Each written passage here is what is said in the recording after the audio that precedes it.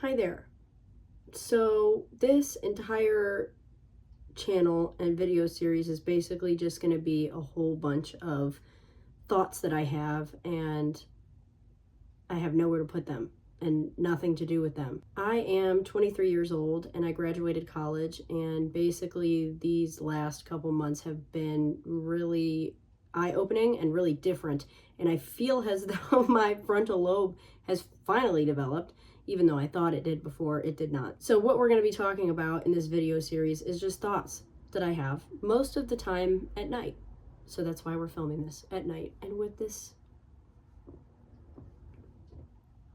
scenery, this background. I am somebody that stands by the idea that feeling your emotions is a good thing. And I mean all emotions to their full capacity, good and bad emotions, because you can't have the highs without the lows, right? People say that it's a real thing. I realized recently that I am not good at feeling my anger at all. Like, not even a little bit. I'm not comfortable with anger. I don't know what to do with it. And I didn't ever really sit down and feel where I felt it in my body and what it looked like. And so I never really processed any of my anger. And I realized that now a lot of the times is because I am a people pleaser, and I'm trying to get out of those habits. But part of being a people pleaser is when people do things to make you upset and to make you angry, you don't really know how to set those boundaries. And the only way you set boundaries is with anger. That's why anger is so important, because without anger, there's no boundaries. You don't set boundaries, because anger tells you where your boundaries need to be. Anger tells you when somebody has overstepped, somebody has crossed the line, someone has done something that you're not comfortable with, or hurt you, or has betrayed you in a way, whatever. Anger is good. Anger tells you when you need to stand up for yourself. I'm not talking about over the top anger. I'm not talking about anger that puts anybody in danger. That's not what I'm talking about in this situation. I'm talking about normal, regular anger that everybody feels at certain points in time. You have to feel anger. And I wasn't processing that. And a lot of the times I was getting walked over or being mistreated, or I was being taken advantage of. And I could feel that something was wrong, and I could feel that it was bothering me, but I wasn't allowing the full capacity of my anger to kick in. And I believe too that that's a part of the divine feminine as well. Obviously, feminine anger is a really, really powerful thing. But I was being taken advantage of, and just allowing it to happen, and wasn't setting any boundaries, wasn't using my anger to set boundaries or to communicate these things with people. I would just let people walk all over me and hope and pray that they would change, which is not ever a good thing, ever. And it sucks, because I'm the type of person who will see the best in everybody, no matter what the circumstances are. I don't want to believe that people are inherently bad, and I really don't. I believe that people are a product of their circumstances. Now, does that mean that they should be a product of their circumstances forever? No, because at some point when you become an adult, your healing becomes your own responsibility. You can't really keep blaming things on your past. At some point you need to pick yourself up, and you need to do the work so that you don't keep hurting other people. And that's what I wasn't doing, because I wasn't setting boundaries. And you can't have healthy relationships with people without boundaries. Because when you let people walk all over you, it hurts them too. It ruins the relationship.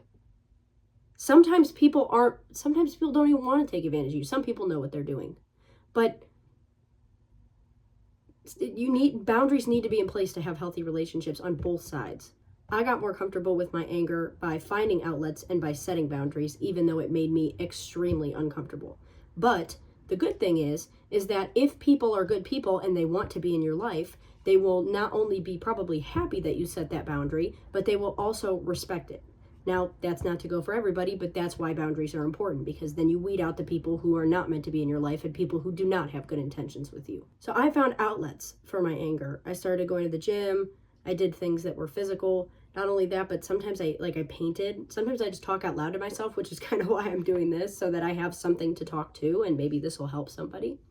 But I also learned to sit with it the same way I would sit with my other emotions, because our emotions are visitors. They're not permanent things. They come and they go, and they ebb and they flow like waves. So you have to get comfortable with allowing them in, giving them the full space, and then feeling them, leave, releasing them at the same time. I really lean into my emotions, and anger was not one of the ones I was comfortable leaning into. So I did the same thing that I did for my other emotions with anger to try to get more comfortable with it. And what I do personally, because before I did not have any self-soothing mechanisms whatsoever. That was one of the things I also needed to change. I was playing a part in my own suffering by not learning any self-soothing mechanisms, and I sometimes could be an absolute monster because of that. And when I was upset, everybody else was upset, and I put it on everybody else. And that's not good either. So I've learned to sit with my emotions because they are visitors. I've learned to sit with my emotions as if they are visitors and get comfortable with them in that way. So it's kind of like speed dating.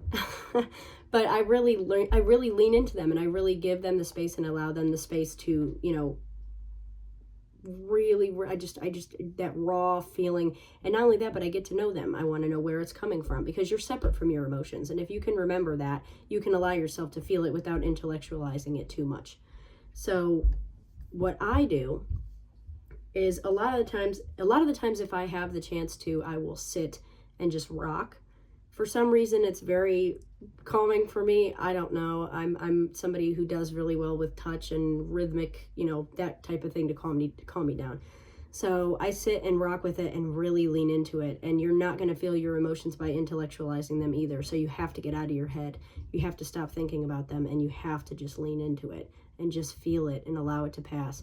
And even if it's a really, really bad emotion, we are not programmed to feel really, really bad for long periods of time. That's just not how we're programmed. So if you are in a really, really, really low moment, it will not last forever. And I know that that's really hard to realize sometimes, but I had to realize that basically with my anger, because I was so afraid of what that could do. I don't know where that came from. I don't know where fear of anger came from. I really don't. We have so many distractions now. We can scroll on TikTok. We can go on Instagram. We can live in these virtual worlds outside of our own that make it so that we don't have to feel like ourselves for a second.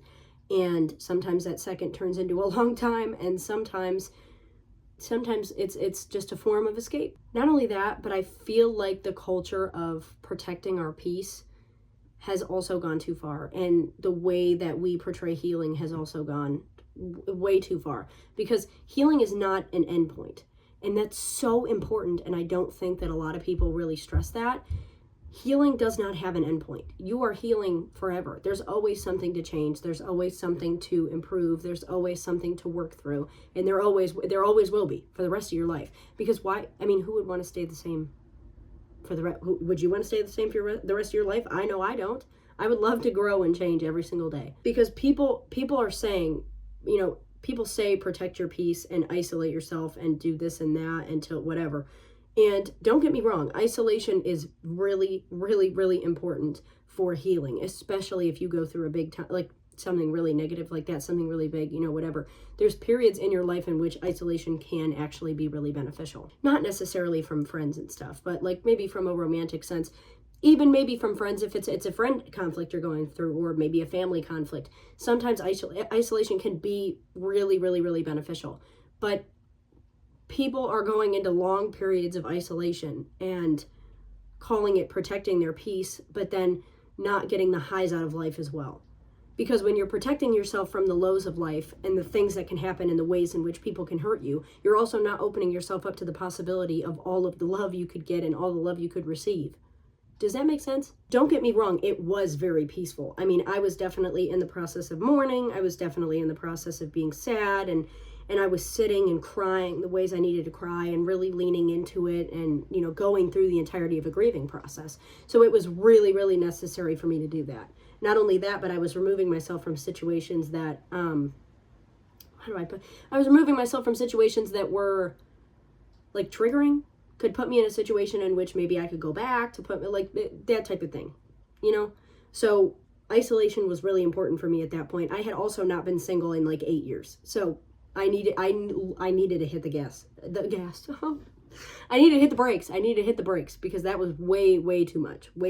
But I am also somebody who is very adventurous. I love to go out on the town. I love to have a good time. I love to travel. I love to go out in nature. I love to do things spontaneously, no matter the cost. I love, love, love to get out there and see the world. And what I realized in this period of isolation was that I was not getting out there then. Like, I wasn't doing things, I wasn't making plans, like I was enjoying my rent, but I was stuck then in like the environment of this house, and I was stuck in the environment of this world that I had created. And that was all I ever did. Basically, what I'm trying to say from this is, when you go through something really difficult, it can be really, really, really scary to open yourself up again. And a lot of people are really, really afraid. But when you don't allow yourself to get out there and get out of the house and join a club, or go out on the town, and even if you're not a drinker, maybe go to the club and see what it's about, or, you know, whatever the case may be, going on a hike, going out in nature, whatever it is. If you're going to, if you're getting up, going to the gym, going to work, coming home, gym, where every single day, it's like, I don't know. Some people, I feel like we're living like we're 80. You know what I mean? Like, as a culture, we're living like we're 80, and we're not. We're like, I'm 23 years old. Why is everybody always in their house, staying in their house, scrolling on their phone all the time? Get outside. Go do something. There's a whole world out there to explore. There's a whole world. A whole world. The other thing about healing, and specifically about relationships and avoiding relationships, is that when you're protecting your peace and you're healing and you're doing all this stuff, there's only so much healing you can do by yourself. You can only heal certain parts of you alone. That's why isolation is important. Don't get me wrong, it's very important. There are some things like grieving and doing, like, there are some things that it is important to really, really sit with yourself and just sit with you. But there's other things that are going to be triggered in only relationships that you're not going to be able to heal unless you are triggered. For example, is there a hair in my mouth? I am an anxiously attached person. I have attachment issues that cause me to be anxiously attached to people. I am terrified that people leave, so I stick my claws so far into people, hoping that that'll make it better, and newsflash, it never does. But some people are avoidant in nature, which means they do the opposite. You start to get any feelings and you're like, I'm going to jump ship. This is great. Oh, I start to like you? Okay, let me nitpick every single thing about you that I don't like, just so I can feel like we're not compatible, and then run. Do you know what I mean? Those types of things can only be triggered in relationships with other people. You're not going to get triggered to be anxiously attached if there's no one there. You can't fix that. You can sit there all day. I can sit here all day and say, the next time I like somebody, I'm not going to do that. And I'm not going to obsess over them. And I'm not going to sink my claws in. And I'm not going to do this and that and chase them and follow them around and whatever. I can say all day long that I'm not going to do that the next time it happens. The second the universe puts somebody else in front of me, all of that changes. I could say I'm not going to do it all day long, but it's in that moment when I'm triggered, I can choose to act differently. I can choose to self-soothe. I can choose to get my own hobbies. I can choose to do my own thing and put more energy and effort into myself instead of doing that. But you never know. You're never going to know if you're going to do it unless they're sitting in front of you. Do you know what I mean? So you can sit all day in your house and say, I'm healed and I'm in my peace era and I'm whatever. And the only reason you're in your peace era is because you're not being triggered by somebody else. It doesn't mean that part of you is healed. It doesn't even mean that part of you is healing. It just means it's not triggered right now. Does that make sense? Same goes for avoidant. You get somebody in your life, you could sit there and say all day long, the next time I find somebody I really like, I'm really going to give them a chance, and I'm not going to run, and I'm not going to be afraid, and I'm not going to start to check out immediately, and I'm going to really give them the time and be patient with myself, and I'm going to communicate when I need space in a healthy way, not by absolutely just abandoning the person. You can say that all day long, but the second somebody's in front of you that you really like, are you going to run? Are you going to stay? Are you going to do what you actually are supposed to do? Are you going to get the help that you need? Are you going to self-soothe also on your end? You don't know until they're sitting right in front of you. So stop being afraid to feel that. Sitting in your house, you're never going to heal these things about you're never going to heal these parts of yourself. It's never going to happen. If I have one piece of advice that I could leave everybody with today, it would just be stop being so afraid of the negative emotions. It's a part of life. And the fact that we are able to feel so deeply at this capacity is such a beautiful thing. And it should never, ever be taken for granted. There's so much to do on this earth. And everybody is going to hurt you at some point. Everybody will. We're not the same person. Sometimes you even hurt yourself. It doesn't even matter. Stop being afraid of the negative emotions. Learn to sit with them and learn to feel them and deeply just rock with them. Even I put my hand on my chest and I rock with it and I just close my eyes and I feel it. And there's something really beautiful in that, because I have the capacity to feel such lows, but I also have the capacity to feel such highs then. Because the world is beautiful. There's so many things out there to see. And there's so many beautiful, wonderful, amazing people to meet.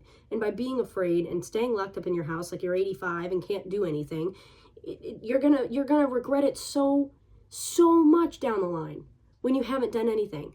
So my homework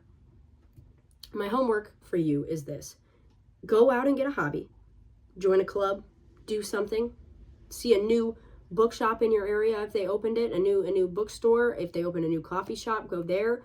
If they open a new restaurant, go there. Even if it's by yourself, don't be afraid to do that. Culture has told us we can't do things by ourselves. We can, first of all. Or go out on a walk. If you're having a moment where you're feeling hopeless, maybe you're laying in bed, maybe you're doom scrolling, maybe you're whatever, turn the phone off, because it is that damn phone. It is the phone. Turn the phone off, because we were not supposed to consume this much. Turn the phone off and go out on the town. Go for a hike, go for a walk around your town, go to your local park and go sit and have, just enjoy nature and listen to some music.